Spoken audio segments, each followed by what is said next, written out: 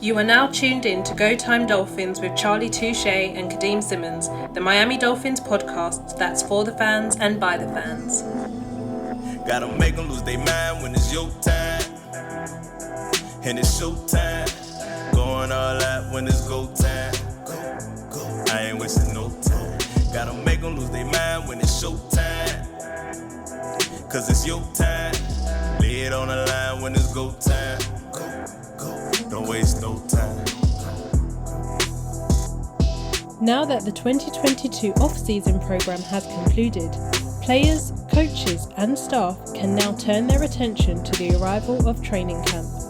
While everyone takes a break to soak in the summer sun, weekly episodes of Go Time Dolphins is still your one-stop shop for all Miami Dolphins news and updates. Before off-season training activities came to an end, there was a noticeable difference around the facility, a palpable change in the atmosphere. The word exciting may be an understatement for the expectations fans have for their team in Miami Gardens. Fins up, Fin fans. Now back to Charlie and Kadeem.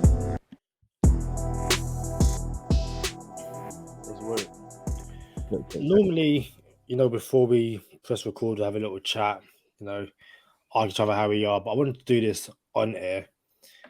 Are they new glasses? Nah, I never wear them, especially on air, because I got a prescription real thick. You feel me? So, you look different. You look like they look like the kind of Velma Scooby-Doo prescription glasses. Yeah, I don't want nobody I could magnify ants. You know what I'm saying? like with the magnifier, just line it up with the sun and beam them. You know what I'm saying? But nah, prescription pretty bad. They pretty dope glasses though.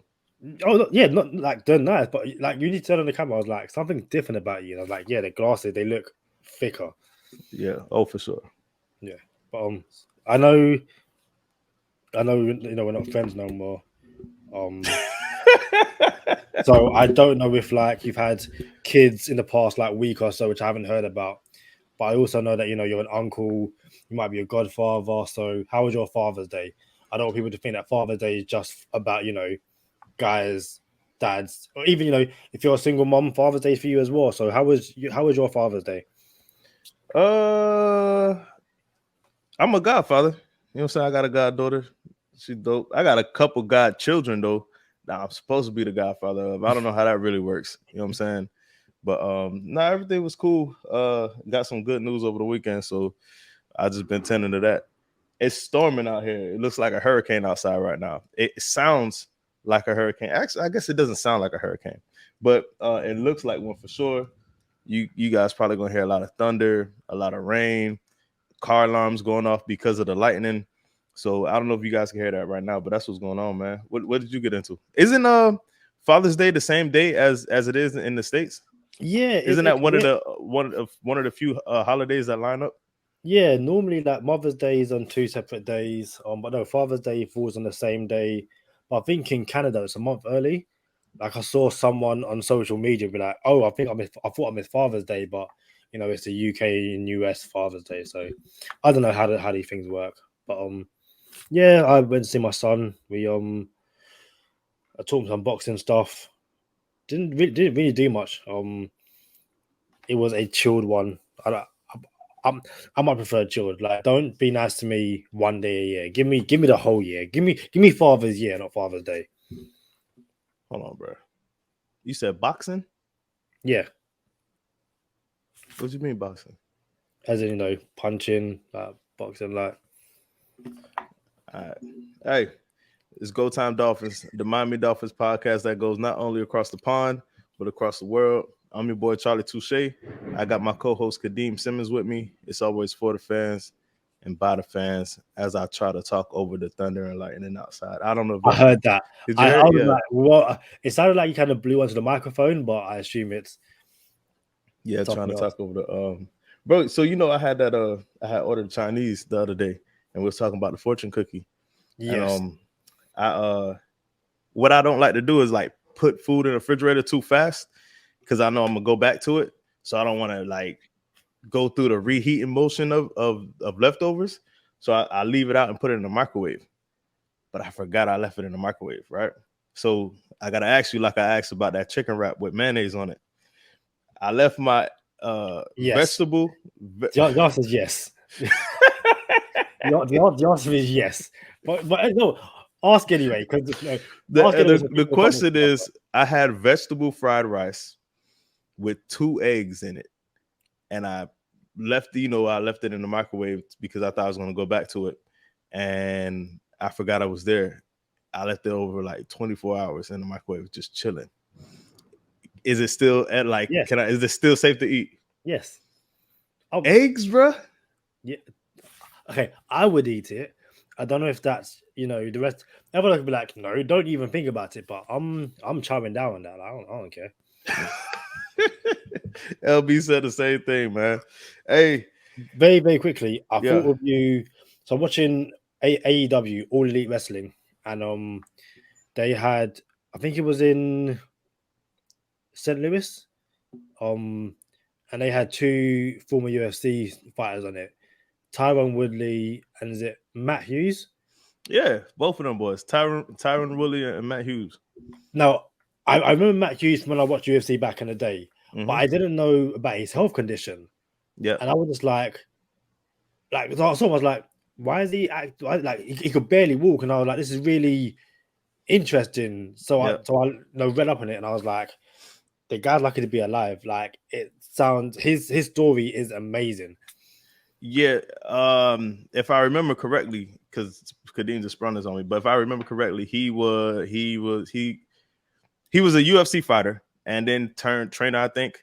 But I can't remember what state he was in when this happened, but I believe his car got hit by a train. Yeah. So his car was hit by a train, and he hasn't been the same since. Obviously, apparently he broke no bones.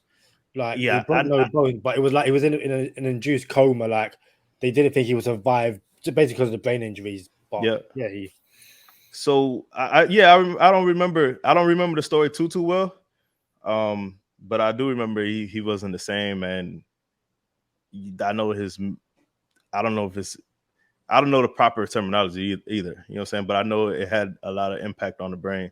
Tyron Woodley, on the other hand, unfortunately for him, he's famous for getting knocked out by Jake Paul. You know what I'm saying? Yeah. So but Tyron really had a great career in the UFC, man. He was one of the best welterweight champions there were. He went on a run and then ran into the Nigerian Nightmare, Kamaru Usman, and I guess now he's going to AWE. I mean, it's cool. AEWC, I don't even know. But hey, look, man. OTAs are completed. All the other teams are just getting into mini camp. The Dolphins decided to go to mini camp earlier than everybody else. I don't know why. Maybe because I'm thinking, I thought about this when we did it. I thought it was like early. I think we were the first team to go out to mini camp, honestly. And I think it's because of the weather. If it's not extremely hot here in Florida, it's always raining. It's a tempest outside right now. Straight up monsoon. So I don't know why the Dolphins went to minicamp earlier than everybody else, but it kind of looks like it made sense now because of the weather down here. But so I think all the other teams are either just got into minicamp or wrapping up minicamp now. But we wrapped up some time ago. That being said, bro, what was there to take? Anything notable to take of the minicamp that just passed? So I think the reason we started early was because we had a new head coach. Isn't it normally you're allowed to start activities earlier if you've got a new head coach? And I know like everyone's done now. Like, some of the Jags players are in London at the moment, or they were in London. Josh Allen and Evan Ingram.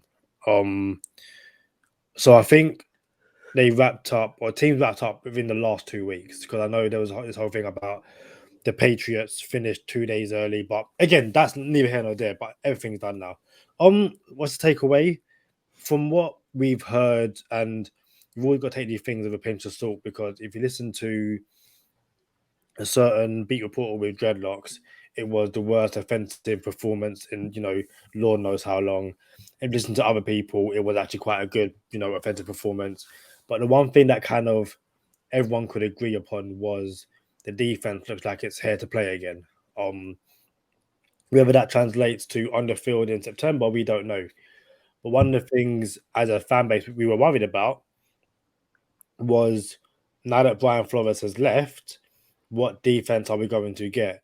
Was Brian Flores the true mastermind behind the defense, or, does someone like Josh Boyer have a lot to say in how the defense performed over the past few years? So it's good to hear that the defense had a very solid mini camp / OTAs, that Javon Holland had taken another step, it sounds like, and I think the one interesting thing, and we discussed it a few times, I say a few times, maybe once or twice, but it sounded like Noah didn't have a bad time, which I guess is a positive for us. There was a clip of, I think it's Tyreek Hill beats him, but the fact that, I remember we discussed it, the fact that Noah was in the frame and Noah was there, stride for stride, we can only take as a positive. And to kind of, hand it back over to you, Noah's performance, from what we've heard and a bit of what we've seen, sound like we might get something. And if you look at me like this is the something we might get. Nah, bro. You Nah, bro. don't think so at all? That's the moral support. You know what I'm saying?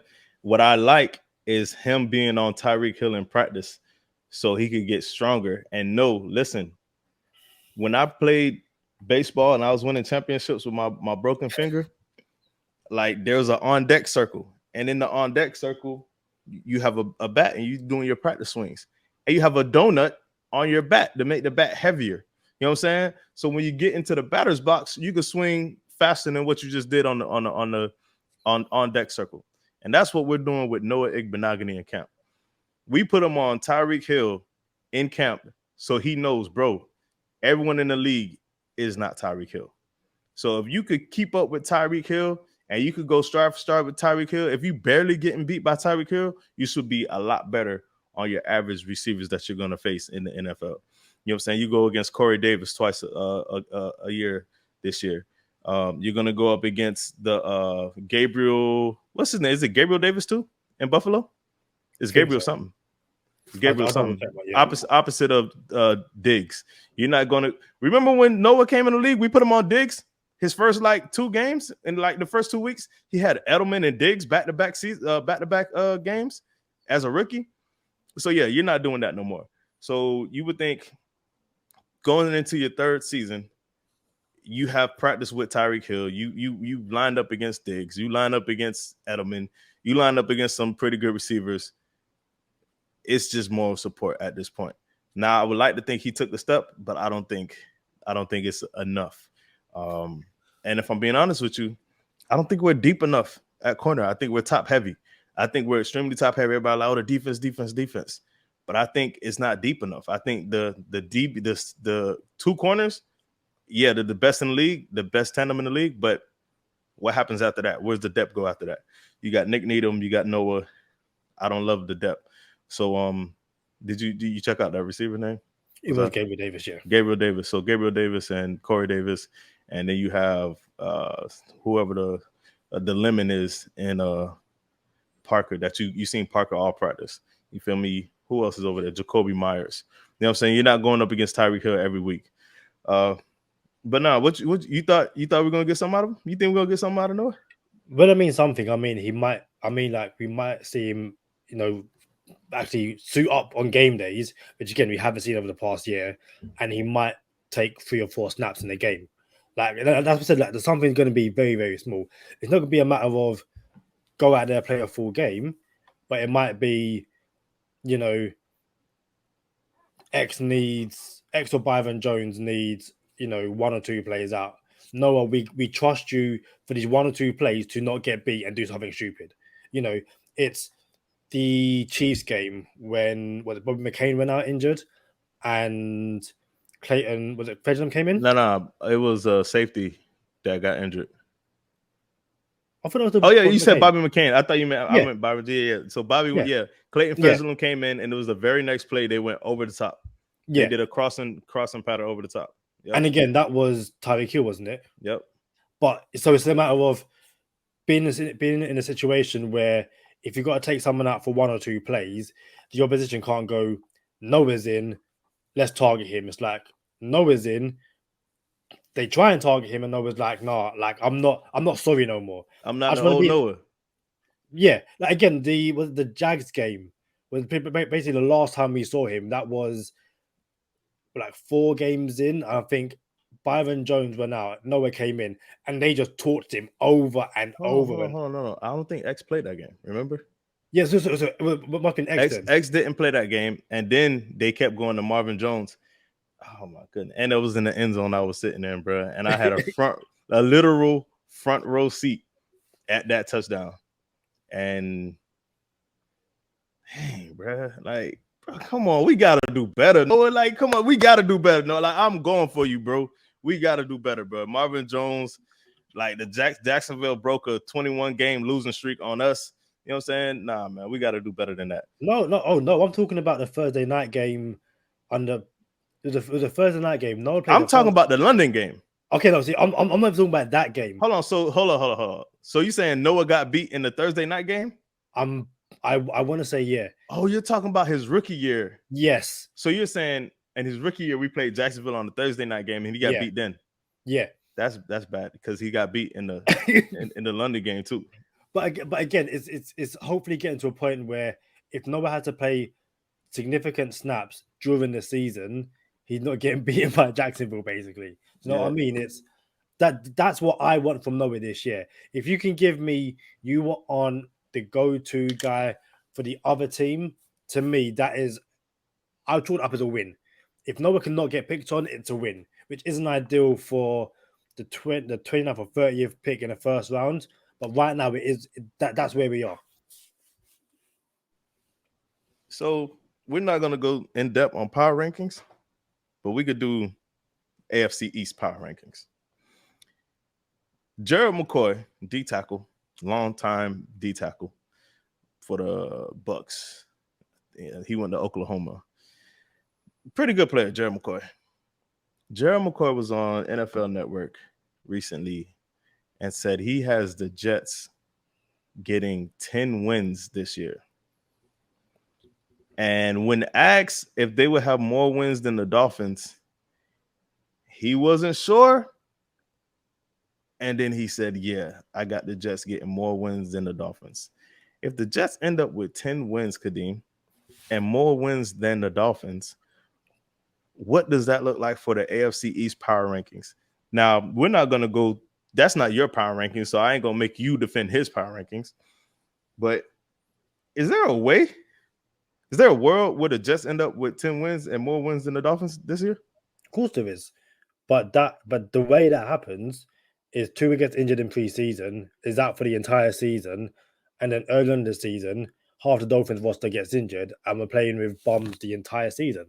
Like, that's the only, in the nicest way possible, that is the only way that is acceptable for the Jets to get more wins than the Dolphins this season. If both teams are fully fit, fully healthy, and play, all their key players play, I'll say 15 plus games. Give me 15 plus games from all key starters, then the Jets aren't winning more games than the Dolphins. Like, what are you doing? Like, but again, it's one of those things where it's good stuff to say on air because it allows people to continue the conversation off air. It's one of those things where it's why a lot of people don't watch ESPN and all that kind of stuff, because a lot of even like someone like Stephen A. Smith, Skip, whatever his name is, Skip Bayless. That's a Skip Bayless. I was gonna say Skip Sheffield. That's a wrestler. I'm wrestling my mind. Is that they'll say something so egregious? It's like, you cannot believe that. Like, you can't be saying that with your chest. It's like when they're like, oh, LeBron's not a top 3 player. It's like, shut up. Like, what are you talking about? Or hold up, LeBron, you said? Yeah. LeBron's not a top 3 player no more, though, Kadeem. Okay. No. So I'm not saying that in the league right now. All right. I'm gonna let you live. It's and the thing is, like, I don't want to get into a basketball conversation. You can have conversations in terms of, where LeBron ranks in the top 3, but to say that LeBron isn't a top 3 basketball player of all time, it's like, okay, come on. All right. Yeah. So, I listen, everyone's entitled to their opinion. someone in the comment section of the last video came at Share Out Steve Dome. If someone has an opinion, you are entitled to that. But I do believe, when the lights are on, the studio lights are on, and you're thinking, how can I say something which generates enough buzz and interest that I'm going to be invited back on the next show? That's the kind of thing you say. Because if you come in there and say, okay, my AFC East rankings are Buffalo, the Patriots and Miami are tied because of Bill Belichick and blah, blah, blah, and the Jets are last, they'll go, okay, cool. That segment got no views on social media. We'll invite you back on another quiet week, next February, as opposed to, well, you said this clip got 1 million views. Like, bro, come on. Like, yeah. Yeah, I feel you. I ain't gonna lie. I think he meant it though. I think he was like, I seen him like contemplate. I'm like, he was going, you know what I'm saying? And then he said, yeah, they get more wins than the Dolphins. I'm like, man, that's crazy. But what are your power rankings for the AFC East this year? Not the record, just where they rank. Who's first, second, third, and fourth? We don't have to put a record on it, but I'm not just saying this. It's Buffalo are clearly first, and the Jets are clearly last. Like there's no two ways about it. It's literally a matter of, will a Bill Belichick led Patriots, given how a Bill Belichick Patriots led, normally are, can they get the better of a Miami Dolphins team who have so much strength across the board, but under a rookie head coach who we've seen nothing of outside of what he's been in San Francisco? I'm going to put the Dolphins above the Patriots because I think, in terms of what's the strength and stuff like that, the Dolphins edge it. I think the coaching staff, Bill Belichick has the edge over McDaniel, but you can be the best head coach in the world. If you're coaching absolute bums, it doesn't matter. So, my power rankings are the Bills, the Dolphins, the Patriots, the Jets. So you don't get the invite until next February then? And that's fine. That's fine. No, because what I will say, that for me to get the invite, I would say that Bill Belichick completely passed it. He's finished. It was all Tom Brady. That's what I would say to get the invite the next one, because they tweet it out, is Bill Belichick finished? And then all the Patriot fans are black. This guy don't know what you're talking about. He's the less wokest, all that kind of stuff. Because Belichick and Patriot fans are like, and all that kind of stuff, and Trump and blah blah blah blah. So yeah, how about you? For those who haven't been around long enough to know how I feel about the Jets, this is a legitimate take. I'm not just blowing smoke. I'm not talking out the side of my neck. I really believe this. And there's a theme here on the podcast. I'm going to bet on the game every single time the Dolphins play the Jets. I believe the Dolphins will beat the Jets every single game for the next 10 years. We're not going to lose to the Jets for 9 more years. We're not losing to the Jets for 9 seasons. It's not going to happen. So Dolphins ain't losing to the Jets. And that's a sweep. We're going to sweep the Jets. Then Tua hasn't lost to Belichick yet. We're still going to beat the Patriots. Tua's going to sweep the Patriots.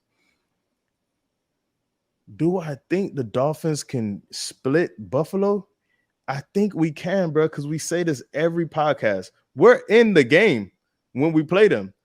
Out of the two of the 3 last times we played Buffalo, it was a game all the way up to halftime. And it might have been all 3, but I know we got smoked in Buffalo for that playoff, trying to get in the playoffs. So I don't really, I think we got smoked out the yeah, blocks. that game was over in the first quarter. So 2 of the last 3 games, it was a game not only in the first half, going into the fourth quarter of one of those games, it was still a game. And that was with a subpar team. That was with a team that was not even a team. You know what I'm saying? That was with no offense, no offensive coordinator, no O-line. It was still that. I gotta believe, bro. Like, we're gonna give Buffalo a run for their money. So, feet to the fire. we'll lose twice to Buffalo, but I can see a world where we split with Buffalo. I don't see if the Dolphins come out and beat Buffalo twice, y'all could come hit me up at Charlie Touche and say ha ha ha. I'll be like, hey, live it up. I didn't see that coming. So I do have Buffalo winning the division. Not only do I have Buffalo winning the division, I have Buffalo only losing maybe 3 games, 2 to 3 games. There's only 5 games on their schedule that they have a chance of losing. I look at these 5 games. I'm like, all right, they can lose those 5 games. And the Dolphins are 2 of them. And you just heard that I don't believe the Dolphins can really, how hard it is to beat Buffalo. So that means there's only 3 games on Buffalo's schedule where I think they have a chance of losing. They play the Rams. I want to say they play the Chiefs. And I think they got the Packers. Yeah, and those are the 3 games. Those are the 3 games where I think it'll be tough for the Bills. And those are winnable games for them. And then 2 against Miami, obviously. So there's 5 games where they have a chance of losing, and they could end up with 2 or 3 losses, and that's it. So I have the Dolphins going 12-5 as of right now. The closer we get to the season, right before the season start, we'll put out a whole new. What's the Dolphins record at the end of the season? This is the final go around. It was the way too early June edition or May edition of schedule predictions. You know what I'm saying? So closer to the season, we'll have a final prediction. But as of right now, I got Bills, Dolphins, Patriots, Jets. Now, if someone wants to tell me the Jets end up with a better record than the Patriots, I'll take that. Because I don't believe in McCorkle Jones. You know what I'm saying? I think McCorkle Jones is just a product of his environment. It's really on the coaches out there. Bill Belichick and Matt Patricia and Joe Judge are calling offenses now. Last time I checked, Matt Patricia was a defensive coordinator his whole career. Joe Judge called a quarterback sneak in his own end zone on 3rd down. I mean, I don't know, bro. They got the lemon and Devontae Parker, who for some reason Dolphin fans love Devontae Parker. And like, oh my goodness, why did we train him in the division? And I'm like, because we've seen him in practice every single day. We're not afraid of Devontae Parker. So yeah, man, I'm okay with the Patriots falling off the cliff. I am. So 12-5 to 14-3 still might not win the division. So that's the power rankings I got for the AFC East. Gerald McCoy was on one for sure. Yeah, definitely. The interesting thing about when we play the Bills, do you know how the Dolphins for again, Lord knows how long, they've always got that bummy team on the schedule. It's like you're not meant to lose that game, but we end up losing. It's like we get dragged down to their level. In the nicest possible way, when we play the Bills, we drag them down to our level. And to be fair, that's how we need to beat the Bills.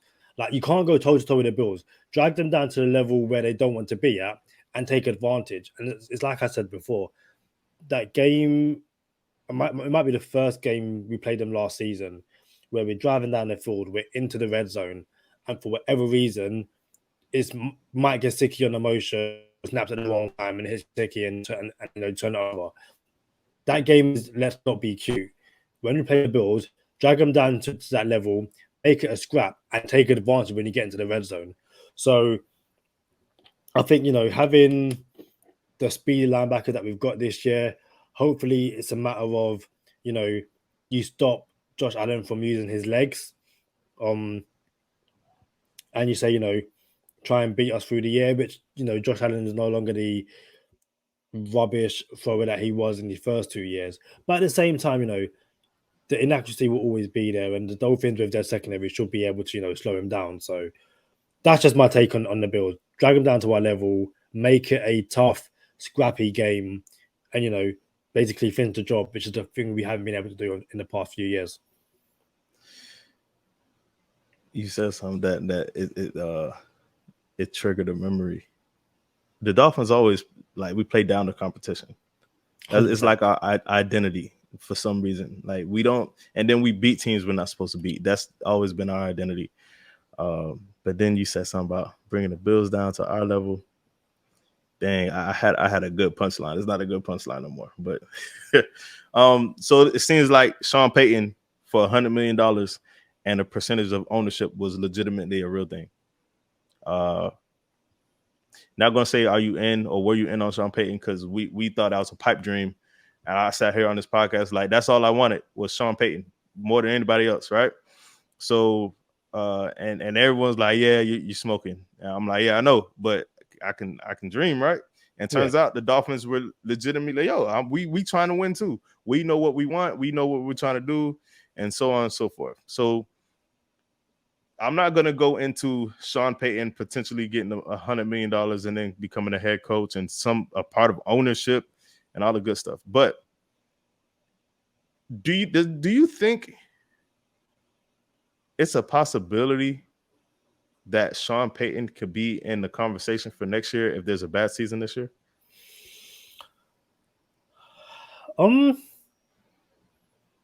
I think so, but I think at that point it wouldn't be a blow it up situation. It would be, we are like, this team can't really get much better given where we put our cap and all that kind of stuff. And if we have a bad year and they're looking at Sean Payton, then again, it probably means that Tua's had a bad year. And it probably means that what they're going to do is break the bank for Sean Payton, break the bank for an Aaron Rodgers type quarterback, whatever quarterback they can get. People are going to say he can be number 12. Who knows? But I assume the idea will be, we are literally now going all in. We've tried to build through the draft. We've got enough young pieces. We've supplemented it with Tyreek Hill, Teron Armstead. Now we are literally going to go over the top with one of the best head coaches of all time, a great quarterback to help us get there. And then at that point, that's the situation where in 2 years' time, everyone's gone. We are literally back to the drawing board because Peyton would have gone, the quarterback would have gone, and the cap, for all the genius that Chris Greer does, with the contracts and stuff like that, the chances are the cap will be in cap hell and you're starting again. How about you?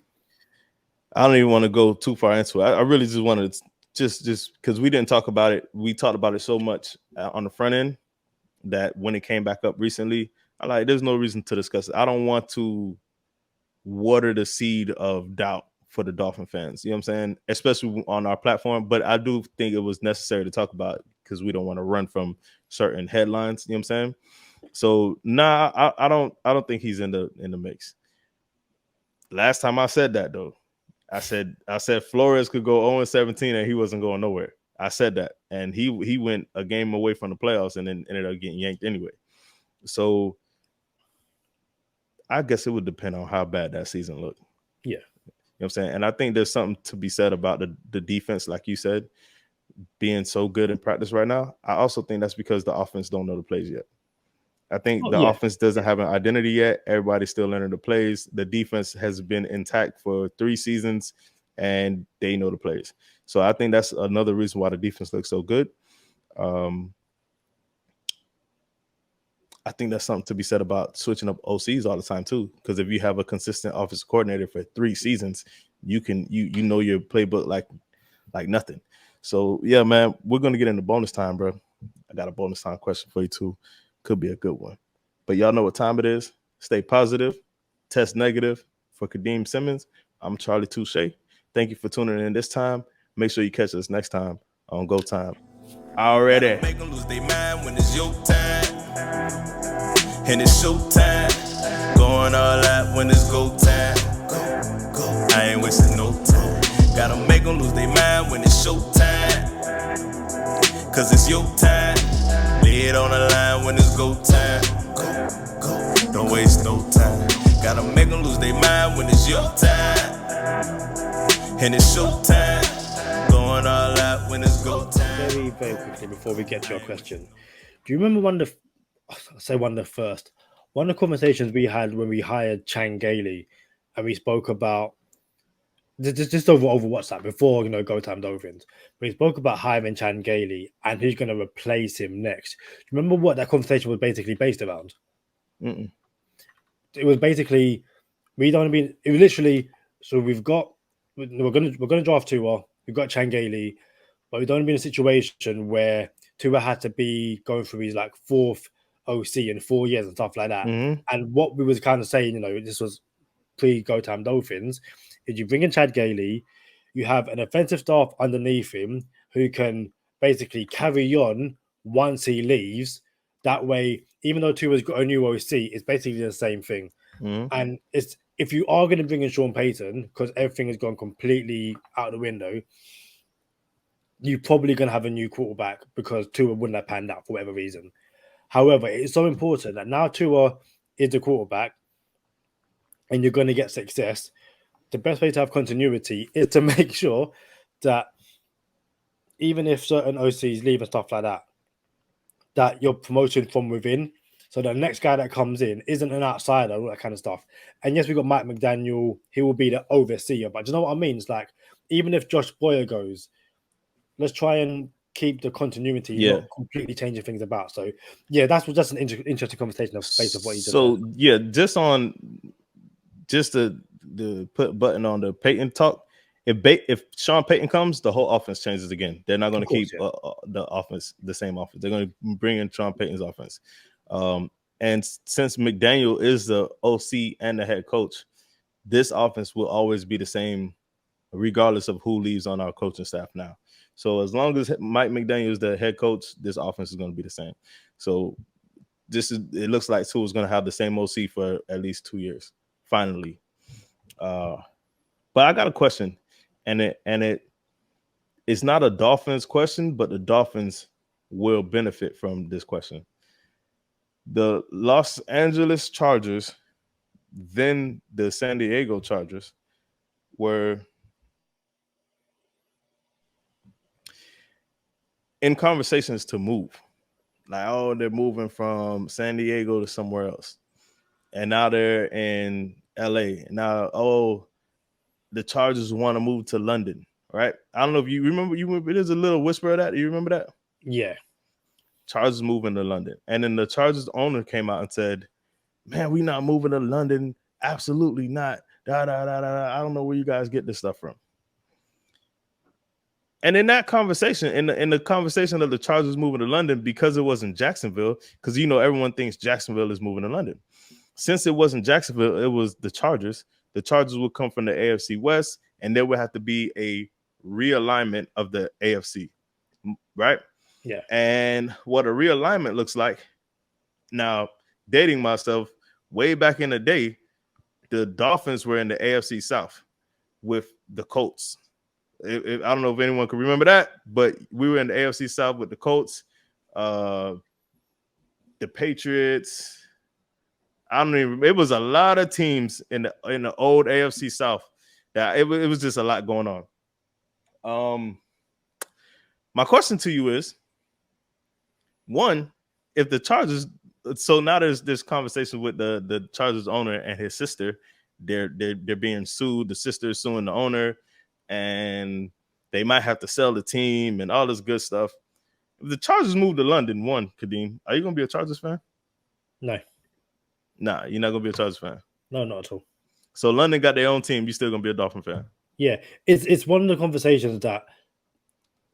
So NFL UK, or people who want an NFL team in the UK, their whole belief is that all UK NFL fans will support this London team. Mm-hmm. And everyone basically says, no, we will not, because we have an affiliation and history with the teams we already support.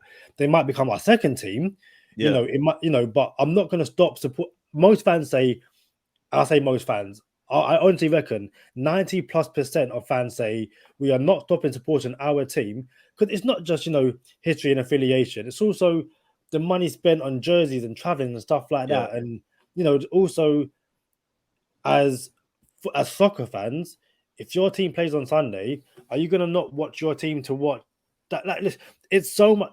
We're going to do a whole podcast on this one conversation. Trust me. Yeah. But yeah, I'm not going to support the London Chargers or London Jaguars. No.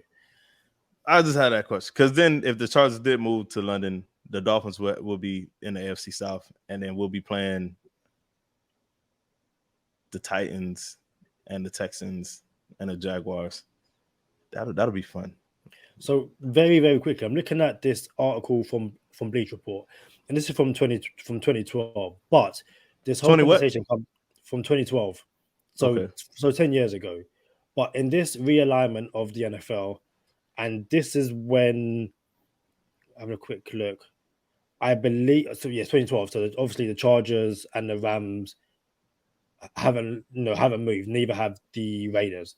But very quickly, their AFC North in 2012 looks like this: the Patriots, Bills, Jets, Giants. Makes sense, I guess. The AFC East, Pittsburgh. Hold on, I'm confused, bro. So this was not an actual thing. This was a proposed realignment. Yeah. Okay. So a proposed realignment. So yeah, that was AFC North: the Patriots, Bills, Jets, Giants. The AFC East would be the Steelers, Ravens, Eagles, and this was Washington. Your face is like what? because it said Bills and Jets and Giants in the same division. I think the reason why they don't want the Giants and the Jets in the same conference is because you could have a New York team in one conference and a New York team in the other conference. But go ahead. The AFC West in this realignment is the Panthers, Colts, Bengals, and Browns. And then the AFC South is the Falcons, Jags, Bucks, and Dolphins. Say that one more time. Falcons, Jaguars, Bucks, and the Dolphins. All right. So I just brought up the standings, and I said we were in the AFC South. We were still in the AFC East. There was no South. It was the East, West, and the Central. So our division had the Colts in it. It was the Colts, Bills, Dolphins, Jets, Patriots.